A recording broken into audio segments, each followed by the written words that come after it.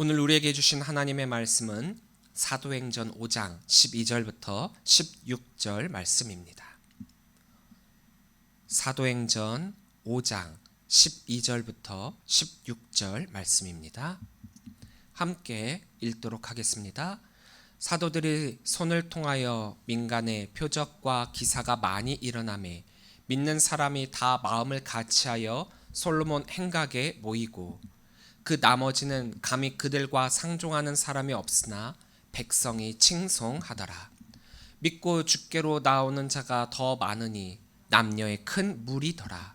심지어 병든 사람을 메고 거리에 나가 침대와 요 위에 누이고 베드로가 지날 때에 혹 그의 그림자라도 누구에게 덮일까 바라고 예루살렘 부근에 수많은 사람들도 모여 병든 사람과 더러운 귀신에게 괴로움 받는 사람을 데리고 와서 다 나음을 얻으니라.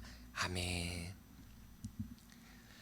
할렐루야. 오늘도 주의 전을 찾으신 우리 모든 주의 성도님들을 주의 이름으로 사랑하고 축복합니다. 저희는 지난주에 아나니아와 삽비라 부부의 죽음에 대해서 함께 나눴었죠. 이 사건은 뜨거움으로 가득 찼던 초대교회에 찬물을 끼얹은 것과 같은 일들이었습니다. 한참 부흥하고 있는 교회였죠. 그런데 교회 안에서 이 사건은 자칫 열심히 사역을 하는 이들을 브레이크 걸리게 만들 뿐만 아니라 사역을 꺼리게 만드는 사건일 수도 있었습니다. 하지만 어떻게 보면 전화위복이랄까요? 진짜 사역이 무엇인지 정확히 알고 있었던 이 사도들과 성도들은 사역하기를 꺼리거나 그친 것이 아니라 도리어 더욱더 열심히 그 사역에 매진했고 그로 말미암아 표적과 기사가 더욱더 많이 일어나게 되었습니다. 그렇습니다.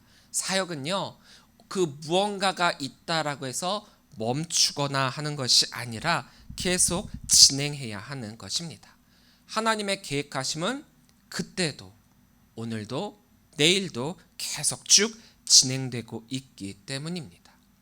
교회 안에서의 이 좋지 않은 이 사건은 자칫 교회 공동체성을 훼손할 염려가 있습니다.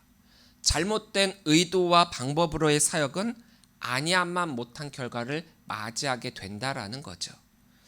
하지만 위기는 곧 기회라는 말이 있습니다. 아마도 이런 비슷한 사건들이 계속해서 이 안에 있었을 텐데 쉬쉬하고 모른 체하고 그냥 그런 대로 흘러보냈다라고 한다면, 그래서 그것이 교회 안에서 곪고 골마서 온몸으로 퍼져 어쩌면 고칠 수 없는 병이 될 수도 있었겠지만, 다행스럽게도 초반에 이 병든 부위를 잘라냄을 통하여서 비슷한 다른 질병을 다시는 겪지 않아도 되는 기회가 되었고, 또한 사역이 무엇인가, 그리고 나눔과 함께 신앙의 순수성이 무엇인가에 대해서 다시금 되돌아볼 수 있는 반성적인 사건이 되었습니다.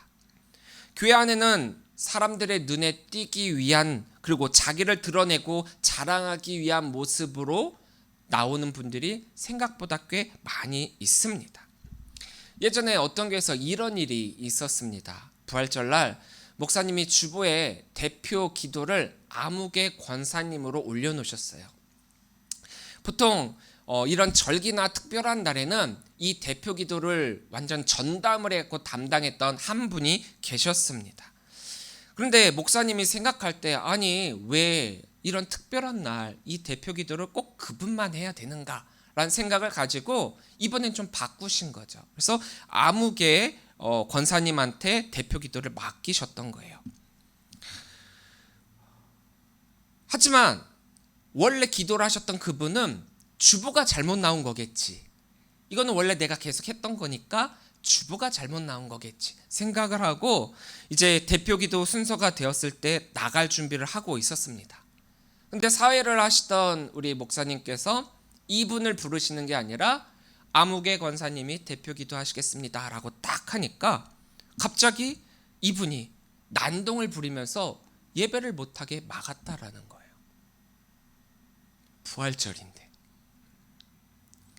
결국 예배를 이 본당에서 하지 못하고 다른 곳으로 옮겨서 계속해서 예배를 진행을 했습니다. 그런데 여기까지 쫓아왔던 그분이 여전히 그 예배를 드리지 못하도록 막아가지고 결국 이 교회는 부활절 예배를 드리지 못했습니다. 이것만으로 그친 게 아니라 이 일을 계기로 이분이 나쁜 마음을 먹어가지고 목사님께서 더 이상 그 교회에서 사역을 할 수 없도록 그렇게까지 만드셨다라는 거예요. 만들었다라는 거예요. 대표 기도가 뭘까요? 말 그대로 대표로 하나님께 기도하는 거예요. 이 자리가 뭐 대단한 자리도 아닙니다. 근데 대표 기도하시는 분들 중에 여러분들도 아마 느끼셨을 거예요. 천지 창조로부터 시작을 해갖고 요한계시록에 이르기까지 성경 전체를 아우르시는 그런 분들이 계세요. 그래서 보통 1분에서 3분이면 기도가 끝나는데 이런 분들의 기도는 10분, 저는 최장으로 15분까지 들어봤어요. 그날 목사님의 설교보다 더 길었어요, 기도가. 대표 기도는 말 그대로 기도입니다. 하나님께 이 예배를 위한 기도를 하는 거지 뭐 자신의 지식이나 자랑거리를 드러내는 게 아니라는 거죠. 사람들 앞에서 서서 하는 자기 장기 자랑 시간이 아니라는 거예요. 더군다나 예배잖아요. 자신을 대표 기도 자리에서 뺐다고 하나님께 드리는 예배를 가로막은 것이니 얼마나 큰 잘못을 하나님께 저지르고 있는 것입니까? 하나님의 이름을, 하나님의 영광을 가로막는 짓을 한다면 내가 그 어떤 것을 하는 그것보다 아니야만 못한 행동이 되어 버리는 것입니다. 이건 비단 대표 기도만을 뜻하는 게 아니에요. 모든 사역에서 마찬가지입니다. 우리는 이것을 잊지 말고 사역을 해야 됩니다. 아나니아와 삽비라 부부의 이 교훈을 잊지 말고 우리는 예배에 참여해야 합니다. 예배는 전적으로 하나님께 드리는 거죠. 예배, 말 그대로 하나님께 우리의 최고의 예를 드리는 겁니다. 사역은 하나님의 일이죠. 하나님의 계획하심입니다. 하나님의 뜻하심이에요. 이것을 우리의 사역으로 가득한 행위로 만든다? 잊지 마십시오. 하나님께서는 이 사건을 결코 잊지 않으셨고 참지 않으셨다라는 사실을 말입니다. 12절부터 13절입니다. 사도들의 손을 통하여 민간의 표적과 기사가 많이 일어나매 믿는 사람이 다 마음을 같이하여 솔로몬 행각에 모이고 그 나머지는 감히 그들과 상종하는 사람이 없으나 백성이 칭송하더라. 성경을 보면요, 가끔 솔로몬 행각이라는 곳이 나와요. 솔로몬 행각은 헤롯 성전 동편에 위치한 구조물로서 솔로몬 때 지어진 것이고, 다행이라면 다행이랄까? 이곳이 바벨론 사람들의 그 성전 파괴 시에도 손상되지 않고 그대로 이 자리를 보존하고 있었습니다. 그래서 이것은 종종 랍비들이 그 제자들과 함께 모임을 갖고 가르침을 베푸는 장소였고, 초기 예루살렘 교회도 바로 이곳에서 종종 집회 장소로 사용을 했습니다. 믿는 자들이 이곳 솔로몬 행각에 모였다라고 하는 것은 이제는 하나님께서 행하시는 일이 더 이상 뒤에 음지로서의 일이 아니라 공개적으로 드러났음을 의미하기도 합니다. 이것은 많은 사람들이 모이기에 용이했고 또 그랬기에 또한 성전을 찾는 사람들에게 전도하기 최적의 장소였죠. 믿는 사람들이 이 솔로몬 행각에 모였고 믿지 않는 사람들이 이들과 어울리지 못했다. 오늘 성경에서 표시하고 있는 그 나머지라고 하는 것은 표적과 기사를 보고 듣기는 했지만 그것으로 말미암아 믿는 자까지 되지는 못했다라는 의미예요. 그러니까 그런 사람들을 그 나머지라고 표현하고 있다라는 거죠. 전도를 하고 복음을 전한다라고 해서 모든 사람이 다 믿는 자가 되는 것은 아닙니다. 여러분들도 잘 알다시피 전도지 1000장을 뿌리면요, 그 1000장 중에 한 명이라도 복음을 받아들인다면 성공을 했다라고 해요. 저희도 이 커피 전도를 하고 또 전도 물품을 나눠드리고 하다 보면은 이것들을 받는 분들이 있고 거부하시는 분들도 있는 반면 또 받기는 받지만 그 안에 담겨진 복음 전도지를 읽는 것이 아니라 뭐 물품이니까 이것만 사용해야지라고 생각하고 뚝 뜯고 가시는 분들도 계실 거예요. 근데 저희가 그렇게 나눠드리고 좀 유심히 그분들을 살펴봤을 때 어떤 분들은 그 전도지를 읽어보더라고요. 그런 한 분을 우리가 그 영혼을 구원하기 위해 1000장 2,000장, 10,000장, 커피 한두 잔, 100잔, 이것을 우리가 그분들에게 나눠드리고 전도하고 있다라는 거죠. 사실 복음은 믿지 않는 사람들에게는 정말 믿기 어렵고 또 믿는 자가 된다라는 것은 쉬운 일이 아닙니다. 근데 여기에 굉장히 흥미로운 말이 덧붙여지고 있어요. 표적과 기사로 인해 많은 사람들이 생기기는 했는데 그와 더불어 여전히 믿지 않는 자들도 있었다. 그리고 그들은 믿는 자들과 상종하지는 않았는데 백성이 믿는 자들을 칭송했다. 상종하지 않았다라는 것은 그들과 어울리지 않았다, 믿는 자들과 친하지 않았다, 말을 섞지도 않았다, 그들을 따르지도 않았다, 그런 의미예요. 그러니까 믿지 않는 자들이 믿는 자들과 상종하지 않았다라는 의미는 이런 의미입니다. 그런데 믿지 않는 사람들, 이런 사람들이 왜 믿지 않게 되었는가? 이것도 어떻게 보면 그들의 선택에 의한 것이잖아요. 우리가 전도지를 전했을 때 받는다 안 받는다? 그건 전적으로 그분들의 선택이란 말이에요. 근데 이들이 왜 이 믿는 자들과 상종하지 않게 되었는가? 그것은 유대 사회에서 그들이 살아가야만 하는 필연적 이유가 있기 때문이죠. 유대 사회에 그들이 속해 있었고 그들이 그 안에서 살아가기 위해서는 어쩔 수 없이 그들을 이끌고 있는 그 유대 지도자들의 말에 따라야 되고 그들에게 찍혀서는 안 된다라는 거예요. 잘 알다시피 유대 종교 지도자들은 예수님을 또 사도들을 그리 탐탁치 않게 여기고 있었죠. 적대감을 가지고 있었다란 말이에요. 사람들도 유대인들도 그걸 알고 있습니다. 그러니까 이 사도들이 전하는 복음을 받아들여 믿는 자가 된다라고 하는 것은 유대 종교 지도자들의 적대감을 가지고 적대행위를 벌이고 있는 그들과 똑같아지는 것이기 때문에 만약에 그러면 그들의 위치, 적대적 위치에 서게 되는 바 그러한 상황에서 믿음이 없는 그들은 매우 큰 부담이 될 수밖에 없다라는 거예요. 왜냐? 그들이 여전히 유대 사회에 살아가야 된다라고 한다면 말입니다. 사회는 이해득실을 따질 수밖에 없는 곳이죠. 왜냐하면 사람들이 가장 우선순위로 섬기는 건 어떤 일을 하든지까지 나에게 이득이 되는 그 일을 찾는 거잖아요. 그리고 그 사회에서 내가 살아갈 수 있는 최선의 방법이기 때문입니다. 거저해주고 거저 퍼주고 손해를 보고 뭔가를 한다라고 해보십시오. 부자일지언정 이게 끝이 없는 게 아니잖아요. 나누고 퍼주고 무료로 해주고 하다 보면 어느 순간 버티고 견딜 수 있는 시간은 그리 많지 않을 겁니다. 그렇기에 그들은 그들이 생각을 할 때 좀 더 나은 선택을 한 거라는 거예요. 복음을 받아들이기보다 그리고 믿는 것보다 믿지 않고 여전히 이 유대 사회 안에 남아있기로 말입니다. 자신들의 이익을 따지기 위해 어쩔 수 없이 이러한 선택을 한 결과이기는 한데 놀랍게도 그래서 그들과 상종하지는 않았는데 이 믿는 자들의 이 모습은 어떻게 되었느냐? 칭송받게 되었다라는 거죠. 표적과 기사를 보면서 복음의 능력에 대해서는 두말할 것 없는 능력이라는 것을 인정할 수밖에 없었습니다.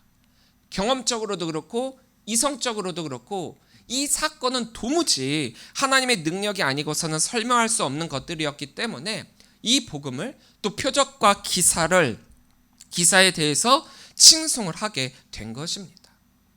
또 이들이 이 믿는 자들을 칭송하게 된 이유가 또 하나가 더 있어요. 우리가 앞에서 쭉 봤다시피 이 초대교회의 공동체가 어떤 공동체라고 했습니까? 바로 이상적인 자발적 공산주의라고 하지 않았습니까? 믿지 않는 자들이 바라봤을 때 놀랄 놀자예요. 왜냐? 도무지 납득할 수 없는 행동들을 이들이 하고 있잖아요. 자신들은 왜 믿지 않는 것을 선택했습니까? 자신들의 이득을 위해서. 근데 이들은 어떻게 했죠? 보통 사람이라면 결코 내어놓지 않는 것들. 그러나 교회는, 성도는 그것들을 하나님을 위해, 예수님을 위해, 복음을 위해 그 어떤 이득도 생각하지 않고 자발적으로 하고 있으니 이들이 볼 때 얼마나 기가 막힐 일입니까? 자신들은 할 수 없어서 포기하고 복음이 아닌 유대 사회라는 다수를 선택했는데 그럼에도 불구하고 내가 선택할 수 없었던 그런 것들을 이들이 하고 있는 이 모습을 통해서 존경이 될 수밖에 없었다라는 거예요. 그러니까 이걸 조금 다른 각도에서 바라보고 설명을 한다라고 한다면 그렇게 믿지 않는 사람들조차도 교회를, 성도를 칭찬할 정도로 당시에 믿는 자들은 백성들로부터 인정도 받고 존경도 받았음을 표현하고 있는 겁니다. 그리스도인이라고 하는 사람들 중에 이중적 모습으로 교회에 나오고 있는 성도들이 꽤 많이 있습니다. 교회 안에서의 모습과 교회 밖에서의 모습이 다르다라는 거죠. 심지어는 교회 안에서의 모습조차도 달라요. 이 사람한테는 잘하고 이 사람한테는 못하고. 유익한 존재, 없어서는 안 되는 존재, 남들에게 인정과 존경을 받고 좋은 영향력을 끼치며 하나님께 칭찬받는 그것이 바로 그리스도인의 향기예요. 그리스도의 향기는 내가 향수를 뿌린다고 낼 수 있는 게 아닙니다. 나의 삶에서, 나의 신앙에서 저절로 풍겨져 나오는 거예요. 나도 모르게 나오는 것이지 인위적으로 낼 수 있는 게 아니라는 거죠. 그리스도의 향기가 된다라는 것은 세상에 있어도 그만 없어도 그만 그런 존재가 되는 게 아니라 반드시 필요한 존재가 되어야 함을 뜻하는 거예요. 우리가 그리스도의 향기가 되자라고 했을 때 이 향기가 되자라고 하는 것은 세상에서 그러저러한 사람이 되는 것이 아니라 반드시 필요한 사람이 되어야 된다라는 뜻이에요.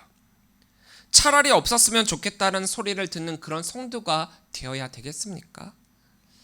믿지 않는 사람들에게 뿐만 아니라 믿는 사람들에게도 정말 아무개 누구누구는 정말 믿는 사람이야. 하나님의 사람이야. 정말 필요한 사람이야. 이런 말을 들어야지 없었으면 좋겠다라는 이야기를 듣게 된다면 얼마나 안타까울까요? 아무리 오랫동안 신앙생활을 하고 또 직분이 있다라고 한들 이런 이야기를 듣게 된다라고 한다면 하나님께서 마지막에 그 모습을 보고 열심히 사역하고 열심히 헌신하고 노력했고 그런 것들을 보시지 않고 그 사람의 이름이 도무지 알지 못한다라고 여기게 될 그런 상황에까지 이르게 되지 않겠습니까? 그렇다면 얼마나 안타까울까요? 나는 나대로 열심히 사역했다고 생각했고 나는 열심히 교회에서 많은 것들을 헌신하고 노력하고 했다라고 할 텐데 목회를 하다 보면 참 여러 종류의 성도들을 만나게 됩니다. 제가 사역했던 어떤 교회에서 있었던 일인데요. 제가 신방을 가려고 하면은 꼭 저를 따라오려고 했었던 한 장로님이 계십니다. 신방은 저 혼자 가면 절대로 안 되고 본인과 같이 가야 된다라는 거예요. 신신당부까지 하셨죠. 절대로 혼자 가셔는 안 됩니다. 왜 그러실까? 뭐 그런 마음이 들기는 했지만 알겠다고 했습니다. 그리고 이제 전화를 걸어가지고 이제 성도님들이랑 신방 일정을 잡게 되죠. 전화를 따라랑 걸어요. 그리고 이제 신방을 이제 가겠다라고 언제 날짜를 딱 잡습니다. 그리고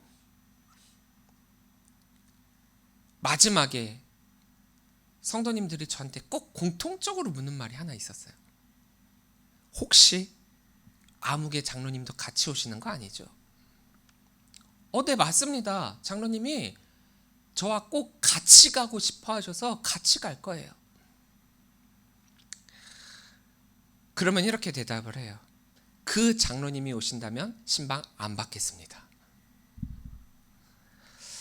전한 성도들이 모두 똑같이 그런 대답을 하는 거예요. 저는 이제 목회자인 입장상 신방은 가야 되겠고 근데 장로님이 같이 가면 신방을 안 받겠다라고 하니까 저는 어떤 선택을 해야 됩니까? 왜 그러냐고 물어봐도 제대로 대답을 안 해주세요. 그래서 결국 저는 장로님 몰래 신방을 가게 됩니다. 신방을 갔어요. 예배를 하고 이런저런 이야기를 하고 제가 이제 묻게 됩니다. 왜 장로님과 함께 오지 말라고 하신 건가요? 대답을 안 하세요. 이유도 설명을 안 해주세요. 하지만 도리어 저에게 질문을 던집니다. 그 장로님, 우리 교회에서 내쫓을 수 없습니까?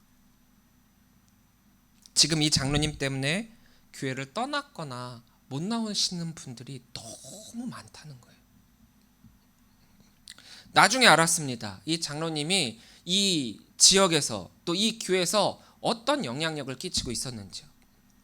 물론 좋은 영향보다 나쁜 영향력을 끼쳤고, 또 이분에 의해서 교회를 떠난 분들이 몇십 명이나 됐고, 심지어는 쫓겨난 목사님들도 두 자릿수가 넘더라고요.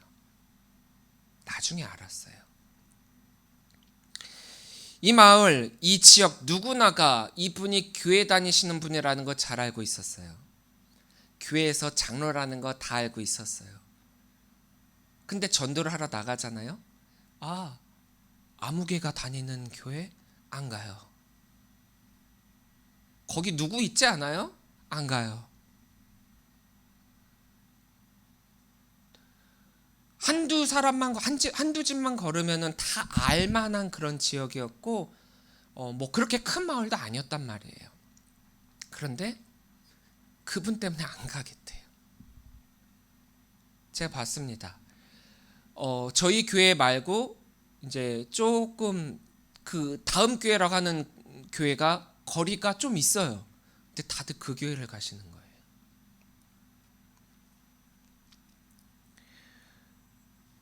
이분은 믿지 않는 사람들에게뿐만 아니라 믿는 사람에게조차 이 성도로 인정받지 못했고, 없었으면 좋겠다라는 존재로 여겨지게 되었다라는 거죠.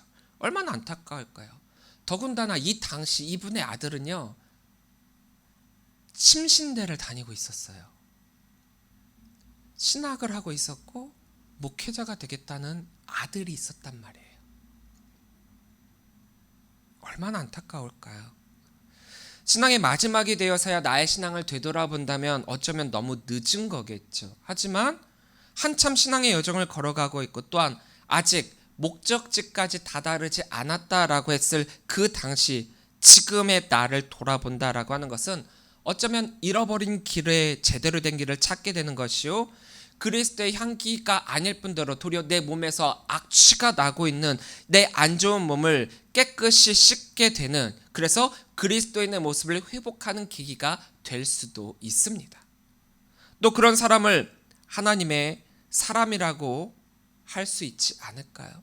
여전히 악취를 풍기고 없었으면 좋겠다라는 말을 듣게 된다라고 하는 것, 이건 사람에게도 인정을 받지 못했는데 어떻게 하나님께도 인정을 받을 수 있을까요?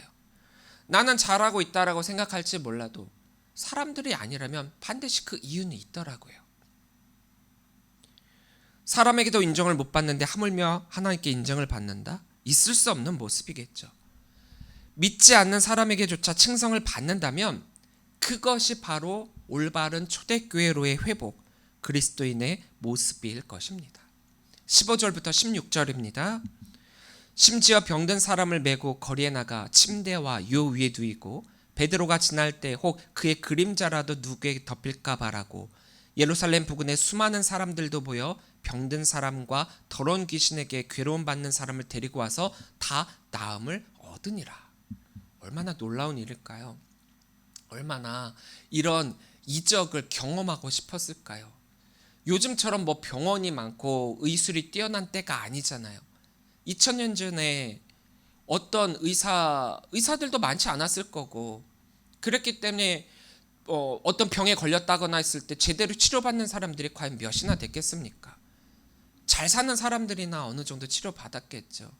그러니까 이들은 이 이적을 바랄 수밖에 없었다라는 거예요. 초대교회는 많은 표적과 기사가 일어났다라고 했습니다. 근데 이 초대교회의 이런 표적과 기사는 오롯이 그들이 합심하여 기도한 결과입니다.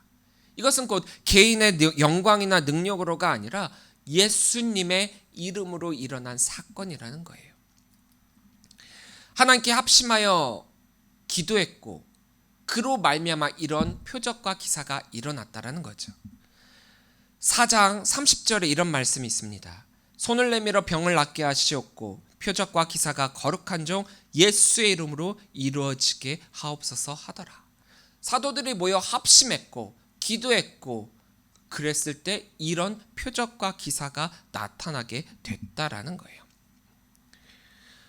우리가 왜 요즘에는 이런 일이 일어나지 않느냐라고 한탄할 것이 아니라 복음이 먼저고 사역이 사역답게 복음이 복음되게 하기 위해서 그러기 위해서는 먼저 교회가 합심하여 기도하고 한 마음으로 한 뜻으로 연합해야 된다라는 거예요. 그럴 때 하나님께서 기뻐하시고 그 기도를 들으시고 오늘날에도 표적과 기사가 일어나게 될 거라는 거죠. 다만 우리가 착각하거나 잊지 말아야 될 것은 우리 기도의 목적이 이 표적과 기사가 되어서는 안 된다라는 거예요. 성도가 연합하여 하나님의 뜻이 실현되는 것이 목적이 되어야지 표적과 기사 그 자체가 복음은 아니잖아요. 그것은 방법일 뿐이라는 거죠. 성경은 어느 한 곳이라도 소리해서는 안 되고 허투루 봐서도 안 됩니다. 성경 중 어느 한 것만을 중점적으로 다루고 그것이 이 성경의 전체인 양 다뤄서도 안 된다는 거죠. 만약 그런 단체나 개인이 있다면 한 번쯤은 의심을 해봐야 돼요. 이단은 성경 66권 중에서 유독 요한계시록만을 강조하고 있거든요. 그들이 말하는 것 중에 90% 이상이 요한계시록만을 말하고 있습니다. 또한 비유로 그 성경을 해석하고 있어요. 여기서 이 비유로 해석한다라고 하는 것을 우리가 알레고리적 해석이라고 하거든요. 그러니까 겉으로 드러난 모습으로의 의미가 아니라 그 뒤에 담겨진 숨겨진 그 의미를 찾아내서 말하는 것을 알레고리적 해석이라고 합니다. 그런데 예수님도 물론 비유로 말씀을 많이 하셨지만 누가 보더라도 그 비유의 말씀은 이런 의미다라고 하는 정도의 비유로 말씀해 주셨어요. 그러니까 공감할 수 있는 비유이자 말씀을 하셨다라는 거죠. 근데 대부분 이단들은 어떻게 이야기를 하느냐? 성경을 몽딱 이 알레고리적 해석을 함을 통하여서 자기들 입맛대로 마음대로 이것이 영적인 의미고 영적인 교훈이다라고 사람들을 막 갖다 붙여가지고 알 수 없는 사람들에게 그 뜻을 진짜 알 수 없는 사람들에게 미혹하고 유혹하고 있다라는 거죠. 그러니까 엄밀히 이야기하면 영적인 해석이라기보다는 끼워 맞추기식의 해석으로 자신들의 입맛에 막 바꿔서 막 그렇게 해석을 하는 경우가 참 많이 있습니다. 그런데 이거는 일반 교회에서 듣도 보도 못한 해석 방법이거든요. 그리고 가만히 생각해 볼 때 그럴듯해요. 요즘 유튜브를 통해서 뜨고 있는 차세대 영적 지도자라고 하는 사람들이 몇 명 나오고 있습니다. 제가 여기서 뭐 이름을 언급할 건 아니고 근데 이들의 사역의 모습을 제가 좀 유튜브로 봤어요. 보고 왜 사람들이 이들의 사역에 열광을 하고 있는 것인가? 유튜브 거의 구독자들이 몇십만 명이 되더라고요. 이들 사역의 내용들을 공통적인 부분들이 좀 몇 가지가 있더라고요. 첫째, 신유 은사를 내세워 갖고 신비주의적 사역을 하고 있다라는 거예요. 그러니까 일반 교회와는 좀 다른 행보를 보이고 있다라는 거죠. 그리고 그런 모습을 통해서 표적과 기사로 사람들을 끌어모으고 있다라는 거예요. 두 번째, 자신은 하나님께 직접적으로 말씀을 듣고 있는 직통계시가 있다. 이 직통계시를 강조하고 있어요. 자기뿐만 아니라 모든 성도들은 이 직통계시를 받아야만 하고 이게 올바른 거다. 이건 반은 맞고 반은 틀려요. 직통계시, 구약의 사람들, 이전의 사람들 다 직통계시로 하나님께 직접 말씀을 들은 거 맞아요. 하지만 오늘은 직통계시의 시대라기보다는 성령의 시대거든요. 그런데 그 성령이 그게 오는 게 성령인지 악령인지 사탄인지 우리는 구분할 수 없기 때문에 그 영을 구분할 수 있는 안전한 방법으로 우리가 이렇게 정통 기독교 내에서 말씀으로 예배로 설교로 우리의 신앙을 보듬고 있는 거거든요. 그들이 이렇게 직통계시를 강조하면서 기성 기독교에 대한 비판을 멈추질 않습니다. 대형 교회를 비판하고요. 유명한 목사님들을 비난합니다. 그들은 다 썩었고 자기 외에는 순결하지 않고 거룩하지 않으며 자신만이 참 진리이고 내가 하는 이 말만이 복음이다. 그런데 내가 이렇게 이야기를 하니까 나를 이단이다, 사탄이다 욕하는 이들이 있는데 그들 말을 듣지 말아라. 예수님도 오셨을 때 기존 종교 지도자들에 의해 비난받고 핍박받고 따돌림 당하지 않았느냐. 근데 예수님은 참 진리셨던 것처럼 비난받고 이 시대에 비난받고 손가락질 받고 이단이라고 여기는 내가 참 전도자다. 기성 기독교에 실망한 이들이 볼 때 이들의 이 사역은요 굉장히 환호할 만하고 획기적이고 초대교회에 일어났던 영적 부흥과도 같은 모습이었다라는 거예요. 그리고 그 사람에 대해서 비판하는 단체나 개인이 생기면은 예수님의 그때를 생각하면서 그렇지 않았냐? 예수님도 그런 이들로 인해 고난받고 핍박받았다. 이 사람만이 이 땅에 오신 참 전도자다라는 표현을 쓰고 있다라는 거예요. 이 모습을 보면서 기성 기독교, 특히 정통 기독교라고 하는 우리가 먼저 우리의 모습을 되돌아볼 필요가 있겠구나라는 생각이 들었어요. 왜 저들이 그토록 저 사람들을 환호하고 따르고 있는가? 왜 이렇게까지 오늘날 기독교가 부정적인 이미지를 갖게 되었는가? 우리가 대접을 받고자 한다면 먼저 이웃을 주님의 사랑으로 대해야 한다는 걸 잊지 말아야죠. 난 참 사람 복이 없어. 난 참 내 주위에 거룩한 사람이 없어 라고 말하는 이들이 있는데 저도 그런 사람들 중에 한 사람이었거든요. 근데 반대로 내가 먼저 다른 사람의 복이 되는 사람이 되어야 되지 않을까요? 내가 먼저 거룩해져서 주변을 변화시켜야 되지 않을까요? 나의 수고를 알아달라 주변 사람들에게 떼를 쓰는 것이 아니라 다른 사람들의 수고를 먼저 알아주고 칭찬해주고 나의 수고로 인해 사람들을 칭찬하는 사람, 그것이 바로 내가 되어야 되지 않겠습니까? 오늘날 교회가 바로 그런 교회가 되어야 되지 않겠습니까? 이 교회 가장 자랑할 것이 무엇입니까? 라는 질문을 받게 된다라고 한다면 과연 각 교회는 무엇이라고 대답을 할까요? 당신들 교회의 특징과 당신들 교회의 자랑거리를 한번 해보십시오 라고 하면 각 교회는 어떤 이야기를 할까요? 우리 교회는 재정이 어떻고 인적 자원이 어떻고 시스템이니 프로그램이니 이런 것들이 다른 교회에 비해 뛰어납니다. 우리 교회는 아동 예배가 뛰어나요. 교회 학교가 다른 어떤 데보다도 더욱더 부흥되고 발달했어요. 대부분 교회를 설명하기 위해서 그 교회가 특색 있게 하는 것들을 자랑할 거란 말이에요. 근데 사실 이런 것들은 교회 부수적인 겁니다. 자랑할 수는 있어요. 하지만 가장 먼저 자랑할 게 아니라는 거예요. 우리가 가장 먼저 자랑해야 될 것, 그리고 모든 교회가 공통적으로 내세워야 할 것, 그것은 바로 이겁니다. 우리 교회는 복음이 능력입니다. 교회는 복음의 능력을 소중히 생각하고 신뢰하며 그것에 전념해야 한다라는 거예요. 그래서 교회 모든 사역 가운데 복음이 가장 우선적이 돼야죠. 그럴 때 교회가 교회될 수 있는 거예요. 교회는 복음으로 인해 능력이 생기고 복음으로 인해 그 존재의가 빛을 발하는 것입니다. 표적이, 이적이 이런 것들이 교회를 붕괴하는 게 아니라 복음이 가진 생명력이 신음하는 사람들을 회복시키고 수많은 사람을 회심하게 하는 역사를 일으키게 된다라는 거예요. 우리는 착각해서는 안 됩니다. 표적과 기사가 부흥이라는 결과를 맞이하게 한 게 아니라는 것을 말입니다. 사람이 많아 인적 자원 풍부하고 또 헌금하는 능력 있는 사람들이 있고 그래서 재정도 빵빵하고 또한 다른 교회에서 경험할 수 없는 시설과 시스템이 있고 삐걱번쩍한 환경으로 인해서 신앙생활하기 편하다. 이게 교회의 자랑이 되어서는 안 된다라는 거죠.